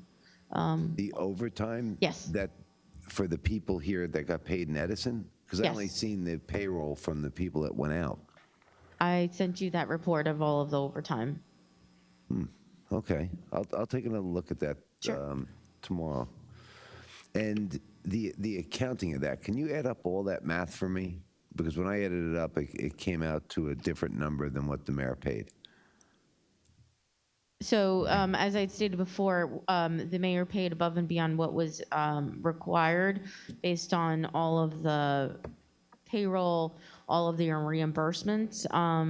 Well, when I added up the let's say the 4 people and the gas charges, I came out with $20,725.33. But his check was only for $20,000. That's not correct. what I asked The you. overtime was 7,000 and change, and then the other reimbursements were maybe about $500, give or take. So I don't know where you're coming up with that. Okay. Yeah, you'd have to give me exactly what you're I'll looking tell you at. what, no, next meeting, I'll print it Okay. out, we'll hand it to the public, and we'll let the public count. That'll make it just simpler. Thank you. Bamboo, I see an ordinance that was here, was that from you, from John? Okay. Okay. Did you send it to our attorney to look at? I have not yet, so I Okay. can certainly provide a copy. It was literally just so you guys know it wasn't stagnated. You can do that either way, where if the council wants to put together an ordinance and then send it to legal for review and amendments and corrections to put it all right. together. I mean, I think that's what Councilman Pointer was trying to do, is get council's input before they send it to legal. Right, I mean, it looks good, right? I just wanted to know that legal would take a look at it for us.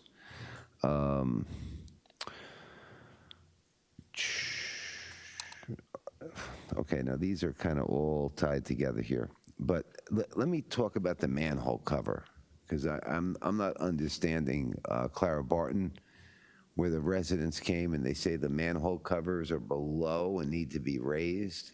Like typically the manhole covers get set and your curb elevations get set. And unless the sewer is collapsing, you don't need to, why would you raise a manhole cover? Mr. Picarello can come up and explain the engineering aspect of that, please? Thank you. So in this situation, it's something I have not encountered previously. The manhole rim is actually higher and not flush with the manhole lid, which is sitting lower in the frame. My understanding that could happen one of two ways: either a lot of wear and tear on those manhole lids, and just over time they've thinned out.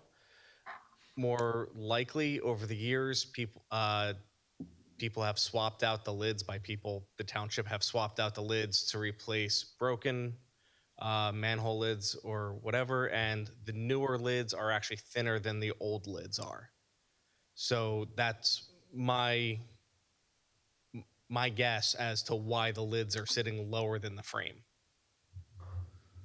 Okay, so it's probably the lid has been changed out. Correct. That's my guess, yes. Couldn't you weld a new ring on the inside?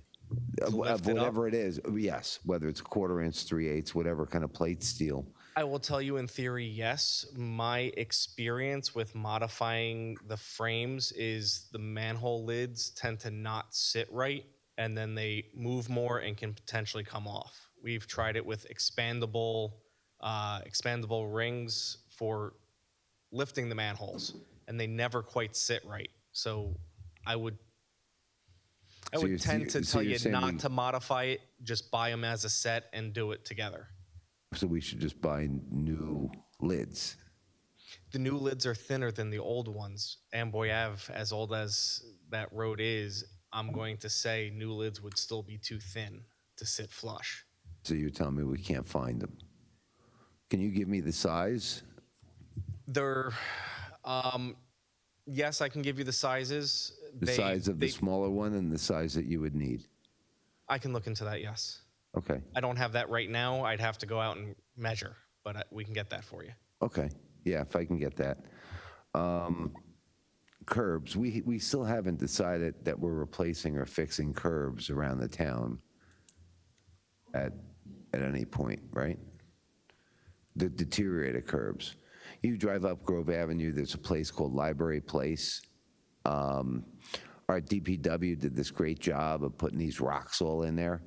And the rocks kind of blend in with the curb that's like deteriorated, because all the rocks from the curb now are on the, I'm just saying that this isn't just that area. This is an ongoing thing that goes throughout the whole town.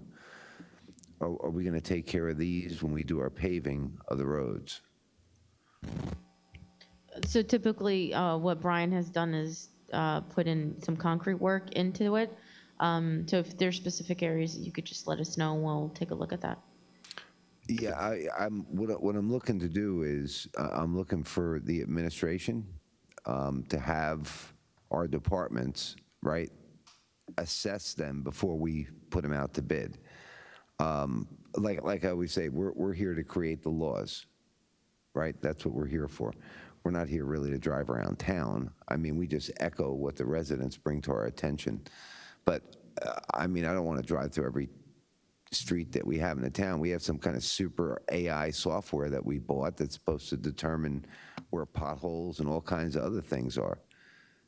So, yeah, I'd like the administration to kind of get on this and take care of the curbs, and not that we pave the roads and the curbs look horrible.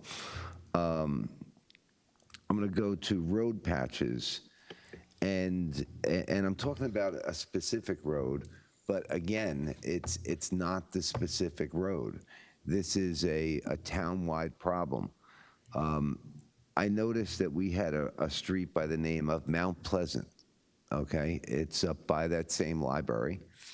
Now, on that road, we have an ordinance that says if somebody digs in, they're supposed to pave curb to curb.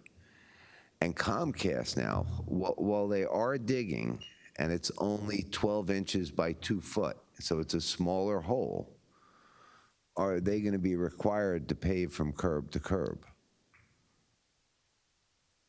Brian, if you could just explain, thank you.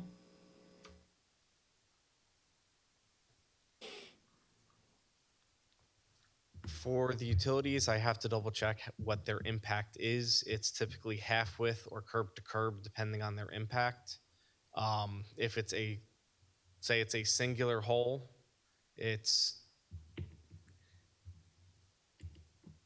I'm trying to speak in general terms because it really is a case-by-case basis.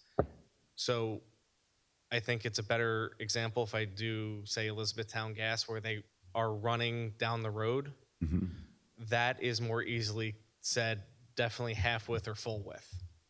When it's individual patches, it's the overall impact we're looking at.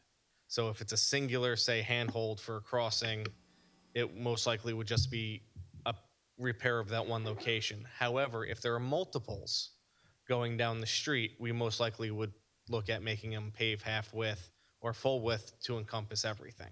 Well, that's where I'm going. I'm looking at it like going continuously. So it might not be at every house. They might skip 2 houses, but it's patch and patch. And while I have you for Mount Pleasant, if you look at Mount Pleasant, the way that they paved it was they paved one side, right? And then the other side, I guess they paved after it was cold. Okay, so you have that seam in the center of the road, but they never applied, I'm gonna call it tape. I said they could do like a hot tar down the center or something, but it seems like they've been putting tape over those cold joints. But I noticed that they didn't do it on Mount Pleasant, and now I notice that the road on Mount Pleasant is cracking. You're talking the center line crack? Yes. All right, I would have to look into that. Typically, if it's paved within, say, a day or so of the last pavement, you only tack vertical, you tack the vertical end, which is essentially pouring hot tar. This way they blend back together. Right, and the hot tar would be okay, right? But I noticed that they don't do that. And I've noticed that in many of our paving, because I drive around, the police are sitting there. So there is no hot tar they're pouring when they bind, there's no binder between the 2 courses. You're talking the crack sealing then, is what I'm assuming, the surface applied? Well, okay, so I don't mind if they were to pour like a binding agent in between the 2, right? Like they pour tar in the 2. They don't pour it. I watched them not pour it. I reported to the business administrator, I'd say probably maybe a year ago, the homes behind where I live, where they did not do it. And then I assume maybe you went out there, somebody spoke to them, and then they put like a tape over the top. So those roads now are sealed. So I'm going to have to go back and ensure with my inspectors that they are making sure that that does happen. That is standard procedure where you're supposed to put the hot tar or tack on all vertical and horizontal surfaces prior to paving. Right, or go over the top of it with whatever tape you had them do on the last ones. I mean, to me, it doesn't matter what we do as long as it's sealed. The crack sealing tends not to hold up. It becomes a maintenance thing farther down the road. But the standard DOT practice is to tack all vertical and horizontal surfaces. So I'll have to double check with my inspectors and make sure they're ensuring that that does happen at the time of paving. Now, let me ask you another question. Yes. When we talk about this, and I know I'm going to talk about the inefficiency of government, right? So you're going to have your people go out there, but we do have a police officer that is out at all of the paving projects. Actually, that's how I know they aren't tacking it, to be quite honest with you. So we have a township representative there, but it's technically outside of their jurisdiction or anything like that. And then we're going to send another part of our agency there. Is there something that could maybe be done jointly with the police department, like when they're out there, doing that? Because they're sitting there, they're watching it as they actually go about doing it, the paving. Or no, it's just a separate entity. You guys don't really work together on. They're hired separately from the contractors strictly for traffic control. Okay. I'm up to talking for any kind of coordination possible. Just right now off the top of my head, I'm not sure. Okay. Yeah, if we can just make sure that this is kind of happening, like I said, because I just noticed that it wasn't, with the ones behind me, and then Right. someone came out and they took care of it. And I noticed now Mount Pleasant, which has only been paved a couple of years, is breaking apart in areas that I would tell you that within 2 years, or maybe even this winter, we will have potholes on a newly paved street that was just paved a few years ago. So that's a concern. I don't know how to fix that or rectify that. That would be up to the administration, really. So yes, that would be all that I have here for tonight. Thank you. Thank you. As for myself, Ferrante House air quality results, and I know I just received something that I didn't get a chance to read, and so Sonia, if you can just summarize what this email was about and where things are at. So with one of our professional engineers, Colliers, they went out and took a look at the actual structure inside and reviewed any potential issues as it relates to asbestos, lead, mold. Based on the report, it looks like we are going to need additional studies, or rather, testing done, more so on the lead and any sort of hazard material, potential hazard material. We're not saying there may be, but and we need to look at the historic underground fuel storage, as well as any current septics or cesspools that may be present given the age of the building. So, and if there are any other supply wells throughout the property. So it looks promising. We've done some work thanks to DPW, and we're looking forward to doing much of this remediation in the next few months. With that said, we'll provide you any updates as we get them. Do you have any idea when this next round of testing would be done? I can follow up with the Colliers, not that they're on board taking care of the remediation. Okay, thank you. And yes, do make sure I get updated on that. Sure. Okay, so I'm going to ask you, Attorney, just to summarize. I received from the attorney very late today the documents about the decorum. And so if you would, Mr. Burns, could you please just kind of summarize that memo? Certainly. What I did with that memo is I provided a little bit more in-depth background and references to the current case law and the rulings that the courts have made on both enforcement of decorum and the council president's role in the enforcement of that decorum and how it can potentially impact a member of the public's rights. The conclusion that I come to there is, and the conclusion that the case law runs to is, so long as any restrictions that are placed on a speaker are content neutral, doesn't matter what their viewpoint is that they're espousing, the restrictions are there for a reasonable need to maintain order, civility, and sense of, I'm blanking on the word that I used, a sense of appropriate behavior for what is essentially a business meeting here at the township. That those restrictions are legally permissible and that they can be enforced by the council president as required to maintain a proper level of seriousness and decorum in the council meetings. There's not a better word for decorum than decorum, but it essentially boils down to, is this disruptive to the conducting of business for the township? And if so, can we enforce these rules? So my takeaway from that is it's pretty much at the discretion of the council president who's presiding. Yes, it can be. There are certain things that are without a doubt disruptive.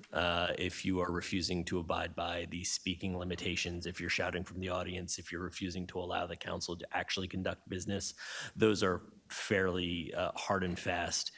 Those are disruptive. And there's no question everyone would agree on that. There are certain aspects of it that are a little bit more vague, and I believe that they're intentionally left so because it is a determination as to, is this disruptive, disrespectful, considered to be out of line with what the council meeting is here for, which is to conduct the business of the council. So a lot of times it does come down to the council president making a determination as to whether or not they will allow certain behavior. And there's obviously some leeway in that, and there's been some leeway at some of these council meetings with people speaking from the audience and being, gavelled down, or being asked to restrain themselves, and no further consequences haven't been taken. There's a number of cases where a single outburst, when not properly addressed, has had people removed just for speaking out of turn once or twice, as opposed to spending the entire meeting disrupting the proceedings. So that then comes down to, when you're saying is the council president going to choose to actually enforce those rules? Pretty subjective then. Thank you for that. And lastly, I had a resident who mentioned that when she put her ballot in the ballot drop box outside the municipal building, that the box was filthy and disgusting. So I don't know, since I put this on my discussion items, I don't know if anyone has taken a look at that. I forgot to look at it myself coming into the building. But can we make sure that the ballot drop box is clean? Yes, we will make sure that it is. I don't know, Cheryl, do we need to do anything? I think I'll contact the Board of Elections, because they're the ones that really are in charge of the property Right, and I don't want to of it, yeah. touch something that, I don't want to send 'Cause DPW out. They empty that box every day now. So somebody from the representatives come here to do that, so it is their property. I just open and close them as, direction from them. So I will check with the Board of Elections tomorrow and get back to you. That would be great, thank you. That is all for me. And with that, could I get a motion to adjourn? Motion to adjourn. Second? Second. This meeting is adjourned as of 8:55 PM. Thank you all.